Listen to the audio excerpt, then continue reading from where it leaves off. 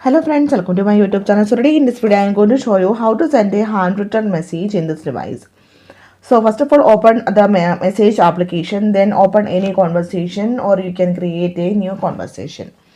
Now the next step, you need to rotate your phone to landscape orientation. Let me show you. Rotate your device like this. Okay. Now open the keyboard. So here you can see one symbol like R, right? Tap on this one.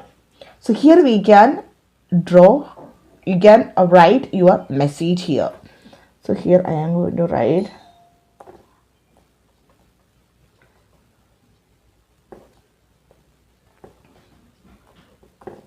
Now tap on done. Now you can see to send this message, tap on this up button.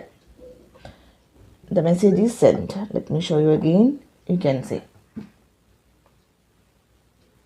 So if you open this keyboard like this orientation, you can see that R button is not there.